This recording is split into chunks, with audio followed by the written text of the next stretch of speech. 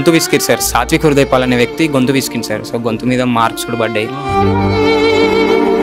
సాయిరామ్ పవన్ అనే వ్యక్తి కడుపులో దాదాపు 2-3 సార్లు తన్నాడు సార్. తన్నాడు, నెత్తి మీద కొట్టిరు సార్. శ్రవణ్ అనే వ్యక్తి చాలా కొట్టింది సార్. శ్రవణ్ వ్యక్తి కొట్టిరు. ఇక్కడ కూడా అబరేషన్స్ పడ్డాయి సార్. ఇప్పుడే ఆశారు అబరేషన్స్ పడ్డాయి. చింపేసినట్టు మొత్తం కొట్టిరు సార్, చింపేశారు. నిజామాబాద్ జిల్లాలోని ఏదైతే మెడికల్ కాలేజ్లో ర్యాగింగ్ కలకలం రేపుతుందని చెప్పి మనం మాట్లాడుకోవాలా. ర్యాగింగే నిషేధం అని చెప్పేసి మనము చాలాసార్లు మనం మాట్లాడుకున్నాం. సో మనతో మాట్లాడడానికి ఎఫెక్ట్ అయిన స్టూడెంట్ ఉన్నారు, వారితో మాట్లాడడం. అన్న అసలు ఏం జరిగింది అన్న? యాక్చువల్లీ ఫస్ట్ ఇయర్ నుంచి చాలా ర్యాగింగ్ అవుతుండే అన్న.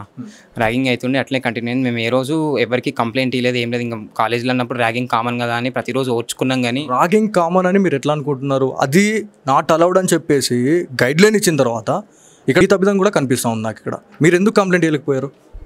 ఓర్చుకుంటే అయిపోతుంది కదా అని ఓర్చుకున్నామన్న, అంతే, ఏం లేదు దాంట్లో. అంటే వాళ్ళు ఏం చేస్తే దానికి మీరు రెడీ అన్నట్టుగా మీరు కూడా రెడీ. అంటే మీరు పడుతున్నారు కాబట్టి వాళ్ళు కొడుతూ ఉన్నారు.